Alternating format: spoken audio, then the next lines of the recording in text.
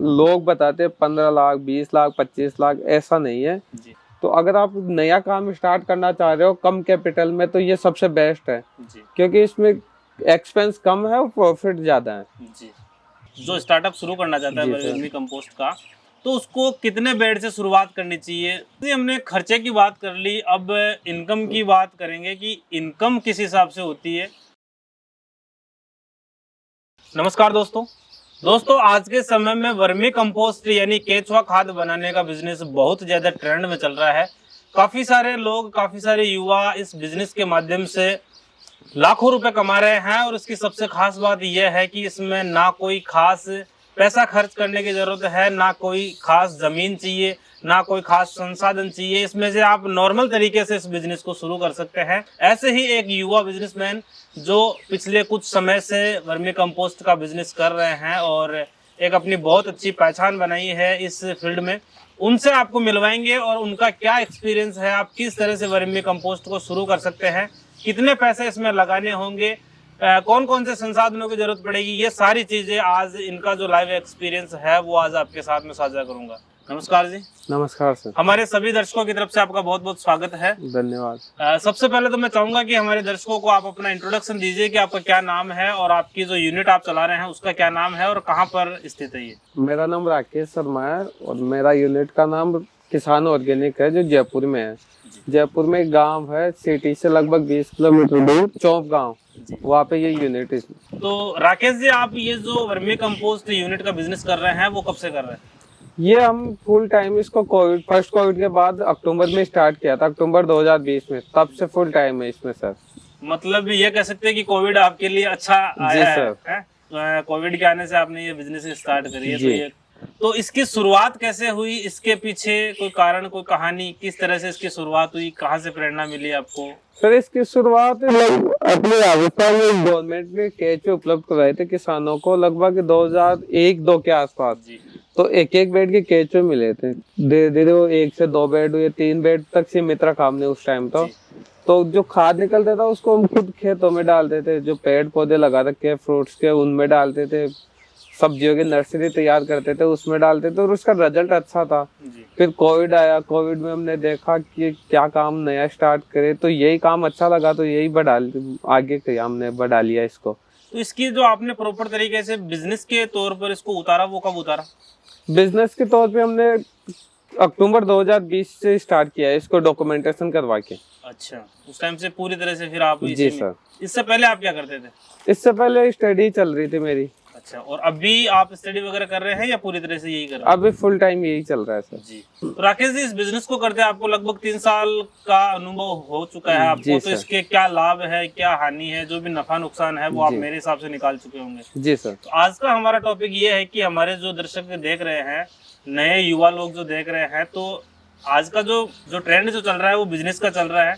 तो मैं ये चाहता हूँ कि आपने जो इसमें अनुभव सीखा है वो अनुभव से हमारे जो दर्शक है वो प्रेरित हो और वो भी अपना बिजनेस स्टार्ट करें। तो इसकी शुरुआत अगर नया व्यक्ति अगर करना चाहे तो वो किस तरह से कर सकता है, इसके बारे में थोड़ा सा बताइए। सर देखो, इसको स्टार्ट कोई भी कर सकता है जी। अगर किसी के पास कैपिटल कम है वो भी कर सकता है, कैपिटल ज्यादा है, पूंजी ज्यादा है, वो भी कर सकता है। मतलब आपका कहने का मतलब ये है कि इसमें कम पैसे से भी इसको शुरू कर सकते हैं, इसमें खास ये नहीं कि भाई इसमें ज्यादा पैसा चाहिए या ज्यादा जमीन चाहिए जी। तो अगर जैसे शुरुआत करना चाहिए तो कितनी बेड से शुरुआत करें, कितनी जमीन होनी चाहिए, मिनिमम क्या होना चाहिए? देखो 1 बीघा जमीन चाहिए, यानी 3000 स्क्वायर मीटर के आसपास जमीन चाहिए, तो उसमें अपने आराम से 60 से 70 बेड लग जाएंगे जी। और ये जो 3000 स्क्वायर मीटर जो जमीन है वो कोई ज्यादा जमीन नहीं है, नॉर्मली मिल जाती है जी आराम से। जैसे अगर हम घर पे भी रह रहे हैं तो वहाँ पर भी इतना सा, अगर आप ग्रामीण इलाके में रह रहे हैं तो इजीली मिल, हाँ आराम से इजीली मिल जाएगी सर। फिर जैसे रॉ मटेरियल वगैरह, जैसे इसका गोबर वगैरह, केचुए वगैरह, वो कहाँ से अरेंज करें? मेन तो गोबर चाहिए होता है, सिर्फ गोबर मिल रहा है तो उससे भी स्टार्ट कर सकते हैं। बाकी कुछ लोग क्या है इसमें एग्रीकल्चर वेस्ट मिलाते हैं तो वो भी डाल सकते हैं। इसके बाद में जैसे इसमें पानी वगैरह की कितनी क्या जरूरत होती है, उसके बारे में? सिर्फ 2 महीने ज्यादा पानी चाहिए होता है, मई और जून में। बाकी नॉर्मल पानी चाहिए होता है। गर्मी में 1 दिन छोड़ के 1 दिन पानी देना पड़ेगा और सर्दी में तो 4 दिन, 5 दिन, 1 सप्ताह तक पानी की जरूरत नहीं पड़ती एक बार देने के बाद जी। तो मेरे हिसाब से जहाँ तक मैं समझ पाया हूँ तो इसमें ये गणित है कि इसमें जो मेन खर्चा है वो मेरे हिसाब से केचुओं का आएगा। जी सर, इसके अलावा कोई खर्चा नहीं इसके अलावा कोई मोटा जैसे खर्चा आपने ये जो स्ट्रक्चर बना रखा है काफी अच्छा बना रखा है, तो इस तरह से स्ट्रक्चर की कोई जरूरत होती है? नहीं सर, इसकी कोई जरूरत नहीं होती है। ये तो हमने भी पहले क्या पहले से लगा हुआ था, तो वो है, बाकी ओपन में ही हो रहा है हमारे यहाँ भी। ओपन में अच्छा होता है या ये जो एक कवर्ड एरिया होता है उसमें अच्छा होता सर है? देखो, ओपन में करेंगे तो उसमें क्या है, दो बेनिफिट है। एक तो कंपोस्ट अच्छी क्वालिटी का बनेगा, दूसरा टाइम भी कम लगेगा ओपन में। अच्छा। शेड में करते हैं तो टाइम ज्यादा लगता है अपने को। टाइम ज्यादा लगने का कारण? सूरज का प्रकाश नहीं मिल पाता ना, बेड जल सूखता नहीं है, गीला ही पड़ा रहता है। अच्छा जितना ज्यादा बेड गीला होगा उतना ही टाइम ज्यादा लगता जाएगा। अच्छा अच्छा। और ओपन में तो क्या है, जैसे धूप भी लगती है, हवा भी लगती है, तो उससे बेड जल्दी से ऊपर से सूखता है तो उसको केचुए ज्यादा खाते हैं सूखे को। गीले में तो क्या सुस्त पड़े रहते हैं केचुए।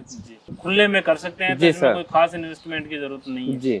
एक जो सरफेस होती है, जो धरातल होता है, उसपे पक्का, एक तो पक्का फर्श होता है, उस पे करे या फिर पॉलिथीन बिछाकर करे या फिर सादा जो मिट्टी है उस पर करे, तो तीनों में से कौन सा बेटर है? सर देखो, तीनों कर सकते हैं। वो देखना है कि अपने यहाँ का फर्श धरातल कैसा है, अपनी जमीन कैसी है। जी अगर जमीन अपनी टाइट है, पानी देते ही टाइट हो जाती है, तो मेरे को लगता है कि सिर्फ जमीन पे ही करना चाहिए, ना तो फर्श पे ना पॉलीथीन पे। जी सबसे बेस्ट होगा जमीन पे करेंगे। और अगर अगर नहीं अपनी जमीन अगर रेतीली है और कंक्रीट वाली है तो उस पे फर्श भी डाल सकते हैं। फर्श डालेंगे तो उसमें कॉस्टिंग ज्यादा आएगी अपनी।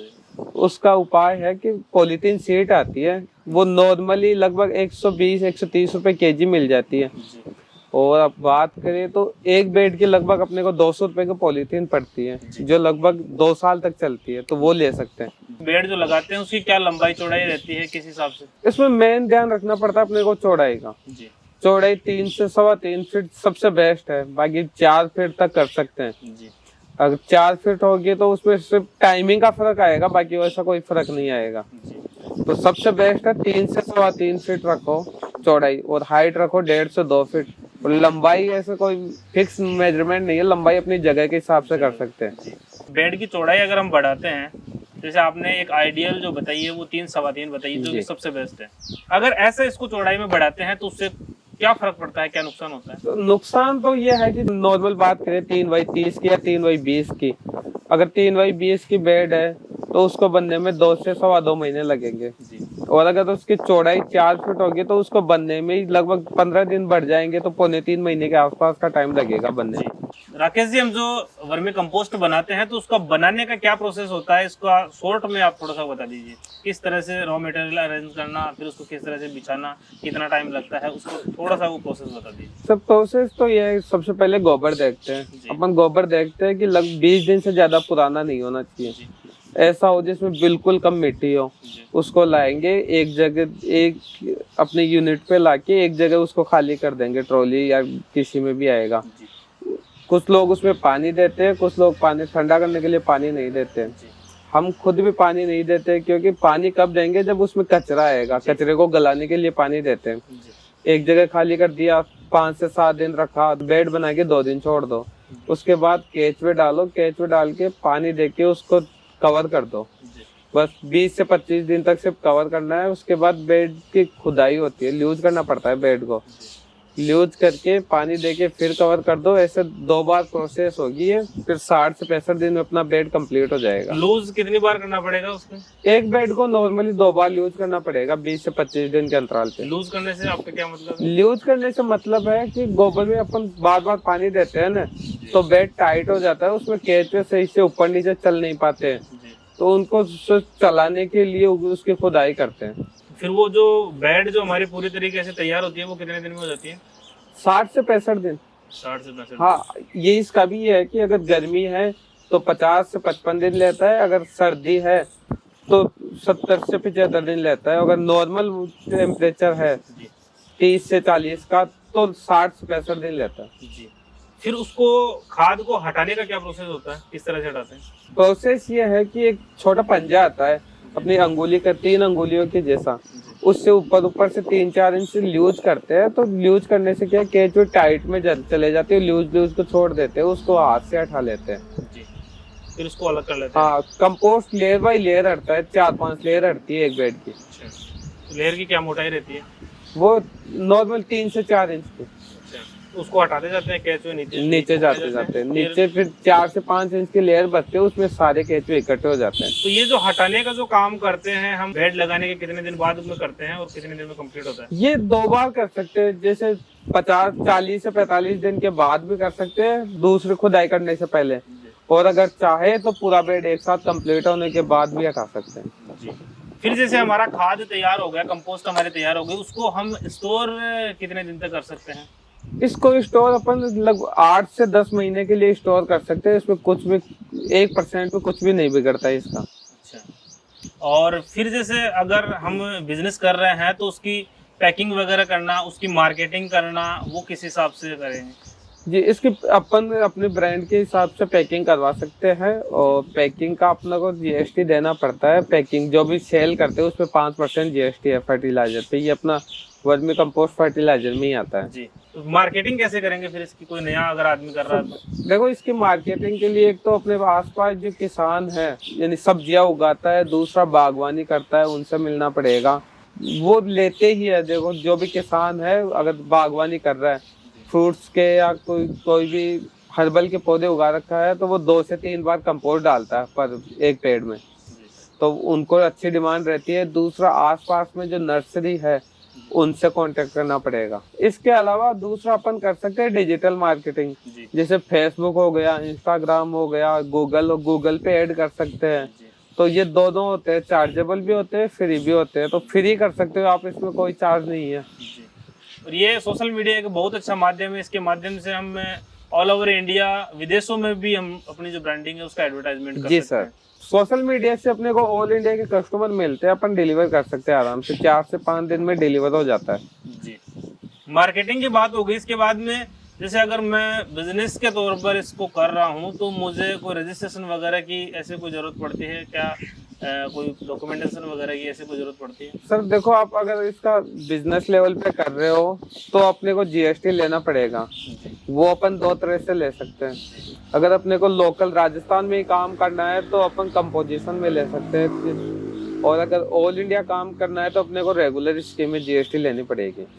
इसके अलावा अगर अपन चाहे तो इंपोर्ट एक्सपोर्ट कोड ले सकते हैं। अगर अपने को इंपोर्ट एक्सपोर्ट करना है, बाहर आउट ऑफ कंट्री करना है, उद्योग आधार ले सकते हैं। वो सब अपने को जैसे बैंक में जाते हैं तो इसका बेनिफिट मिलता है। बाकी अपन सिर्फ जीएसटी से काम कर सकते हैं। जी। तो अगर अपन बिजनेस स्टार्ट कर रहे हैं तो मैंने जीएसटी की जरूरत है हमें? जी, जीएसटी लेके काम स्टार्ट कर सकते हैं। राकेश जी, जैसे हम एक बेड की बात करें कि एक बेड में खर्चा कितना आ जाता है, तो उसके बारे में आपकी क्या कैलकुलेशन है, उसके बारे में बताइए। तो इसकी भी सीधी सी कैलकुलेशन है। अपना खर्चा आता है जो अपने को गोबर किस रेट में मिल रहा है, वो प्लस 1.5 रुपए इसकी कॉस्टिंग आती है। जैसे अपने मान लो मेरे गोबर आ रहा है 1 रुपए किलो, अब मेरी कॉस्टिंग उसमें एक्स्ट्रा ऐड हो रही है 1.5 रुपए किलो। 1.5 रुपए किलो में अपना पानी, लेबर कॉस्ट सब आ गया। केचुआ तो 1 टाइम लेना है वो अपना। वो तो केचुआ अपनी बेड में कंपोस्ट बन गया तो अपनी बेड में रहेंगे वो तो जैसे हम स्टार्ट करेंगे उसके पहले 1 टाइम इन्वेस्टमेंट, वो 1 टाइम इन्वेस्टमेंट है। भाई जैसे हम कितना ले रहे हैं, कितनी बेड हिसाब शुरू कर रहे हैं, फिर उसी हिसाब से उनका ही बढ़ता जाएगा। जी। तो अपनी जैसे मेरा गोबर आ गया 1 रुपए किलो, अब उसमें मैं अपनी कॉस्टिंग ऐड कर दूंगा 1.5 रुपए किलो। उसमें अपना आ गया गोबर का भी आ गया, लेबर भी आ गई, पैकिंग कॉस्ट भी आ गई उसमें, तो मेरी कॉस्टिंग हो गई 2.5 रुपए किलो। अब जैसे मैं नॉर्मल 30 फीट का बेड रखूं तो उसमें लगता है मेरा 1.5 टन गोबर। तो गोबर 1.5 टन लगा तो 1500 रुपए का गोबर हो गया। लगभग 1500 से 2000 रुपए मेरी और कॉस्टिंग आ गई, तो 3000 रुपए कॉस्टिंग आ गई मेरी। अब मैं उसमें से सेल करूंगा 1 टन कंपोस्ट जो लगभग 4,500 से 5,000 का होगा। तो मेरी पर बेड इनकम है सिर्फ कंपोस्ट की 1500 रुपए नेट प्रॉफिट है मेरा। अब प्लस 30 फीट की बेड है तो उसमें 200 किलो केचुए निकलेंगे मिनिमम। अगर मैं उसको 100 रुपए या 80 रुपए जो भी है उसमें सेल करता हूँ तो वो मेरा 15 से 20 हजार रुपए के केचुए बिक जाएंगे 3 महीने के साइकिल में, 2 से 2.5 महीने के साइकिल में ही जी। तो मेरी पर बेड इनकम हो गई लगभग 15 से 17 हजार रुपए के आसपास जी। एक बेड हम बनाते हैं जो आप उसकी साइज बता रहे हैं 30 फीट लंबी जी, और 30 बाई 3 का बना रहे हैं। तो उसमें स्टार्टिंग में हमें जो केचुए डालने होंगे वो कितने डालेंगे हम? स्टार्टिंग में देखो नॉर्मल अपने को अगर 2 से 2.5 महीने में बेड कंप्लीट करना है तो अपने को लगभग 40 से 45 किलो केचुए डालने पड़ेंगे एक बेड में। जी। और वो जो 2 से 2.5 महीने में वो तैयार हो जाएगा। जी सर। राकेश जी, हमने खर्चे की बात कर ली, अब इनकम की बात करेंगे कि इनकम किस हिसाब से होती है, वो मेन पॉइंट है हमारा। जी सर। तो इसके बारे में कैलकुलेशन क्या है वो बताइए। लोग बताते हैं 15 लाख 20 लाख 25 लाख, ऐसा नहीं है। जी। इनकम की कैलकुलेशन चलती है सर्कल वाइज, यानी एक साइकिल कितने दिन में बन रहा है अपना। अब जैसे मेरे पास 100 बेड है तो 100 बेड 3 महीने के साइकिल में चलता है। 30 बेड इस महीने कंप्लीट होगा, 30 बेड अगले महीने कंप्लीट होगा, 30 बेड उसके अगले महीने कंप्लीट होगा। जी। यानी अगर 30 बेड की इनकम की बात करें तो लगभग 2 से 2.5 लाख रुपए इनकम निकलती है पर मंथ। राकेश जी, जैसे कोई युवा है जो स्टार्टअप शुरू करना चाहता है जी सर। वर्मी कंपोस्ट का, तो उसको कितने बेड से शुरुआत करनी चाहिए? सर देखो, अगर आपने कहीं से ट्रेनिंग नहीं ली, आप नया स्टार्ट कर रहे हो, तो मेरे हिसाब से आपको सिर्फ 20 बेड ही 20 से 22 बेड लगाने चाहिए, इसके ऊपर नहीं लगाने चाहिए। जी। और वो भी ऐसी जगह लगाओ जहाँ पे अपनी कॉस्टिंग कम आए, बिल्कुल जैसे गोबर आसानी से मिल जाए, जगह सस्ती पड़े जी। और अदर एक्सपेंस नहीं हो। जी। जी। अगर लेबर अच्छे सस्ते मिल जाए, लेबर आसानी से मिल जाए, इसी जगह स्टार्टअप करो आप। जी। तो अगर जैसे 20 बेड से हम अगर शुरुआत कर रहे हैं तो उसमें कितने पैसों की जरूरत पड़ेगी हमें? सर जैसे एवरेज आता है इसमें फर्स्ट टाइम लगभग 5,000 रुपये पर बेड के हिसाब से। अच्छा। अगर 20-22 बेड से स्टार्ट कर रहे हो तो अपने को लगभग 1 लाख रुपए के आसपास चाहिए होंगे सर। जी। जैसे कोई बिजनेस स्टार्ट करना चाहता है तो उसके लिए ट्रेनिंग करना जरूरी है या नहीं है, खुद से कर सकता है, इसके बारे में आपका क्या कहना है? सर देखो, ट्रेनिंग का इसमें कोई ऐसे कंपलसरी है नहीं। जी। बाकी किसी को लगता है कि मुझे ट्रेनिंग करनी है तो 2 दिन की ट्रेनिंग होती है, वो हम फ्री ऑफ कॉस्ट करवाते हैं, उसका कोई चार्ज नहीं होता है। जी। अगर कोई बेड लगा लिए, उनको कोई भी दिक्कत आती है तो आप हमें कब एनी टाइम कभी भी कांटेक्ट कर सकते हैं, अपने वीडियो कॉल कर सकते हो या वॉइस कॉल कर सकते हो, तो हम जो भी हेल्प होती है वो करते हैं सर। जी। तो आप केचुए जो कंपोस्ट वगैरह है वो मार्केटिंग करते हैं आप? जी सर। जी। कोई आपसे अगर मंगवाना चाहता है तो वो आपसे मंगवा सकता है? जी जी। ऑल ओवर इंडिया या राजस्थान क्या? सर, ऑल इंडिया कहीं भी मंगवा सकते हो, 4 से 5 मैक्सिमम 5 डेज में डिलीवर कर देते हैं। राकेश जी, हमारे जो दर्शक आपको देख रहे हैं उनको वर्मी कंपोस्ट बिजनेस के बारे में आप क्या कहना चाहेंगे? शुरुआत करनी चाहिए या नहीं करनी चाहिए? कैसा प्रॉफिट है? क्या इसका स्कोप है? उसके बारे में। सर देखो, इसका स्कोप फर्स्ट कोविड से पहले थोड़ा कम था, जी। लेकिन जैसे ही कोरोना आया उसके बाद रेगुलर इसकी डिमांड रेगुलर बढ़ रही है। जी। कई टाइम तो ऐसा होता है कि हम खुद प्रोडक्शन ही नहीं हो पाता, इतनी डिमांड आ जाती है कि कस्टमर को मना ही करना पड़ता है या वेट करवाना पड़ता है। जी। तो अगर आप नया काम स्टार्ट करना चाह रहे हो कम कैपिटल में तो ये सबसे बेस्ट है, जी। क्योंकि इसमें एक्सपेंस कम है और प्रॉफिट ज़्यादा है। दोस्तों, राकेश जी ने आपको वर्मी कंपोस्ट के बारे में सारी चीज़ें बिल्कुल क्लियरली बताई है। उम्मीद करूंगा कि वीडियो आपको पसंद आएगा। वीडियो पसंद आए तो वीडियो को लाइक करें, शेयर करें और चैनल को सब्सक्राइब करें। धन्यवाद।